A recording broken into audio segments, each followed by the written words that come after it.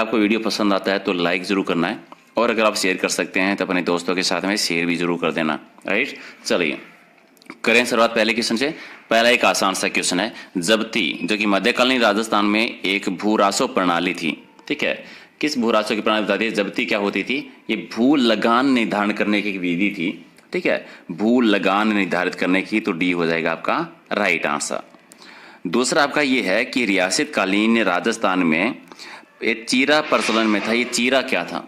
ठीक है, मध्यकालीन राजस्थान में चीरा शब्द यूज करते थे। चीरा मतलब होता था तहसील प्रशासन से। ठीक है, तहसील प्रशासन से रिलेटेड था, तो राइट आंसर आपका हो जाएगा बी, इसका सही आंसर। तीसरा आपका है कि रियासत काल में एक और शब्द यूज करते थे, अटसठा। ये क्या होता था, किसके लिए यूज करते थे? और ये होता था जयपुर रियासत में होता था, खासतौर से जयपुर राज्य की जो भूमि संबंधी रिकॉर्ड है वो इसी में होते थे, जयपुर रियासत के भूमि संबंधी रिकॉर्ड, तो डी आपका सही है। 4 नंबर है कि मध्यकालीन राजपूत प्रशासन में मध्यदेह मास दी जाती थी। ये मध्यदेह मास किसको देते थे? कुलीन वर्ग को दिया जाता था। राज परिवार के सदस्यों को कुलीन वर्ग को दी जाती थी, तो राइट आंसर आपका बी हो जाएगा। ये बताइए कि रियासत काल में चौरी कर की प्रकृति कैसी थी? चौरी कर, ये पुत्री का जो विवाह होता था उस टाइम पर चौरी कर दिया जाता था। सी आपका सही आंसर। अगला है रियासत कालीन राजस्थान में बापीदार किसान कौन होते थे? बापीदार किसान वो होते थे जो कि खेतों के स्वामी होते थे, खेतों के जो मालिक होते थे उन्हें कहते थे। बी आपका राइट आंसर। नेक्स्ट है कि रियासत कालीन राजस्थान में खालसा में न्याय का कार्य करते थे। ठीक है, खालसा में न्याय का कार्य करते थे हाकिम। कौन करते थे? हाकिम। सी आपका सही आंसर। नेक्स्ट आपका है कि तलवार बंधाई क्या थी? तलवार बंधाई ये भी एक कर होता था। ठीक है, ये कब होता था? जब नए जागीरदारी के कोई शासन उत्तराधिकारी बनता था तो उत्तराधिकारी के तौर पे ये शुल्क लिया जाता था, तलवार बंधाई कर, नजराना कर कह दीजिए। ठीक है, चलिए बी हो जाएगा आपका राइट आंसर। 10 है कि राजस्थान में भू राजस्व इतिहास में पट्टा रेख से क्या मतलब था? पट्टा रेख का मतलब क्या होता है? पट्टा रेख का मतलब आकलित राजस्व जो होता था उसके लिए यूज करते थे, तो सी आपका सही आंसर। अगला है कि इनमें से कौन सा कथन है आपको सही नहीं लग रहा है? कौन सा कथन सही नहीं है? चरनोट भूमि पर राजा का नियंत्रण होता था? नहीं होता था, ये गलत है। चरनोट भूमि पर राजा का नियंत्रण होता था, यही गलत हो जाएगा, पहला ही राइट आंसर आपका। अगला है कि रियासत कालीन राजस्थान में 12 कोटड़ी नामक सामंती व्यवस्था का संबंध किस राज्य से है? आमेर रियासत से है, पृथ्वीराज कंछवा से संबंधित है। नेक्स्ट आपका है कि बालाथल एक सभ्यता है जो कि उदयपुर में है। यहां से किस धातु के आयुध यानी हथियार मिले हैं? आयुध नाम याद रखना है, आयुध यानी हथियार, और किस धातु को मिले हैं? तांबा के बने हुए हैं। 14 नंबर है कि रियासत काल के इतिहास में संबंधित साहित्य प्रबंध चितामणि है वो किसके द्वारा लिखा गया था? प्रबंध चितामणि की रचना की थी मेरुतुंग ने, तो राइट आंसर आपका बी हो जाएगा। अगला है कि किसके द्वारा रचित अमर काव्य वंशावली में बप्पा रावल से महाराणा राज सिंह तक का मेवाड़ का इतिहास उपलब्ध है? किसमें? मतलब अमर काव्य वंशावली जो है, और यह है रणछोड़ भट्ट, तो राइट आंसर आपका हो जाएगा डी आपका सही आंसर। अगला है कि राजा मानसिरी ख्यात है, और इस ख्यात में किस रियासत के राजा के समय की घटनाओं का पता चलता है? मानसिरी ख्यात। ठीक है, और किस शासक से रिलेटेड है? ये जोधपुर के जो मानसी हैं उन शासक से रिलेटेड है।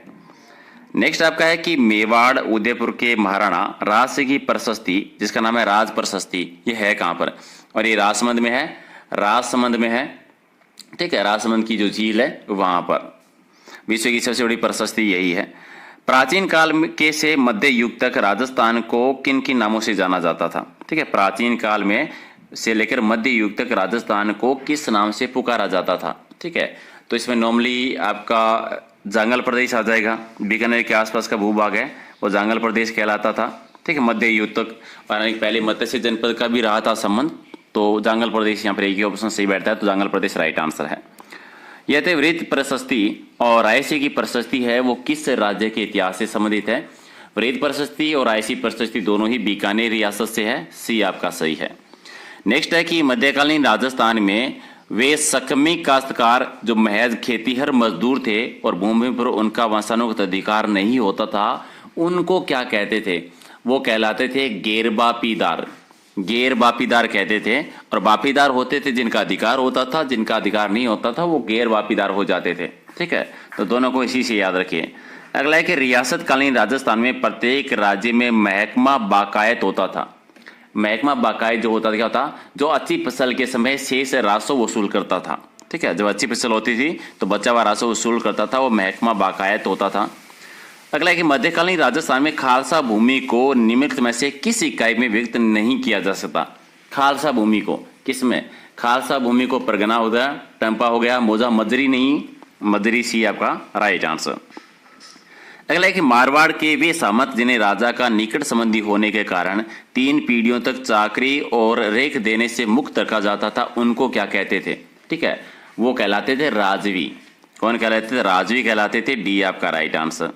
अगला है कि मध्यकालीन राजस्थान में मेवाड़ राज्य के प्रथम श्रेणी के सामंत यानी सरदार जो होते थे उनको क्या कहते थे, प्रथम श्रेणी के कहलाते थे उमराव। राइट आंसर आपका सी हो जाएगा।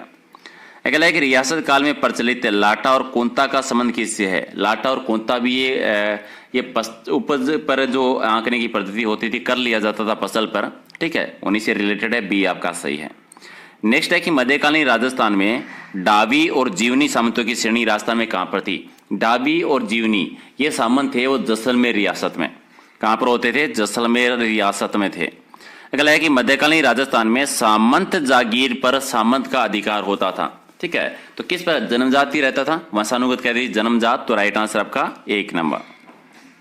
अगला है कि राजस्थान में सामंत व्यवस्था मूलतः थी किस प्रकार की, ये प्रशासन सैनिक व्यवस्था थी, एक प्रशासनिक सैनिक व्यवस्था हुआ करती थी, सी आपका सही है।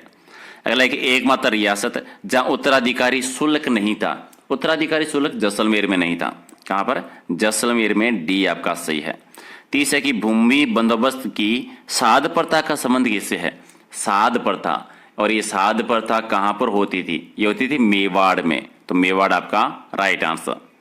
31 है कि मेवाड़ और जैसलमेर राज्यों में माल के आयात निर्यात पर लगाए जाने वाला कर क्या कहलाता था, और माल के आयात और निर्यात पर जो कर लगता था उसको कहते हैं दान कर कहलाता था, सी आपका सही आंसर। नेक्स्ट है कि मेवाड़ में एक गांव से दूसरे गांव पे माल ले जाने पर कौन सा कर वसूला जाता था, और एक गांव से माल ले जाने पर मापा कर होता था, मापा कर या बारूत कर होता था, बारूता कर, बी आपका सही आंसर। अगला है कि राली लागू होती थी, राली किस पर, ये प्रतिवर्ष जो काश्तकार है वो अपने कपड़ों में से एक गद्दा बनाकर जागीरदार को देते थे, वही कहलाती थी राली लाग। ठीक है, तो राइट आंसर का बी हो जाएगा। रियासत काल में संचित भूमि पर ली जाने वाली लाग जो होती थी इसको क्या कहते थे। सिंचित भूमि पर लाग होती थी नलबट या नहर लाग, नलबट कह दीजिए या नहर लाग कह दीजिए। 35 है कि रियासत काल में मवेशी के विक्रय के समय वसूले जाने वाली लाग क्या कहलाती थी। मवेशी के समय सिंगोटी, कौन सी, सिंगोटी वसूली जाती थी, बी आपका राइट आंसर। अगला है कि आबानेरी उत्सव किस जिले में आयोजित किया जाता है।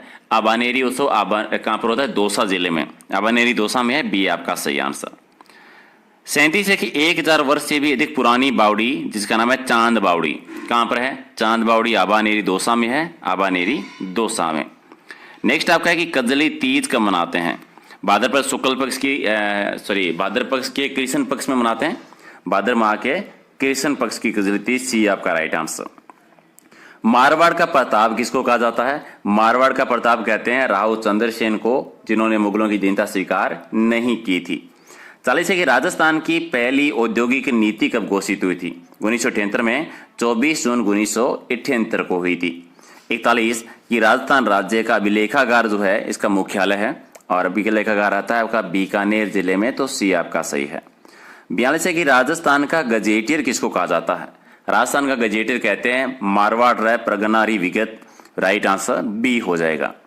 नेक्स्ट है कि अचलदास खींचीरी वचनी का ये किसने लिखी थी। ये लिखी थी शिवदास जी ने, चाण शिवदास जी, बी आपका सही है।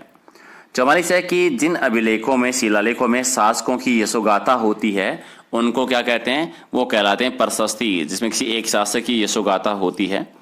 अगला कि मारवाड़ राय प्रगनारी विगत, इसके लेखक कौन है। ये लिखा था मुणोत नेणसी के द्वारा लिखा गया था, सी आपका सही है।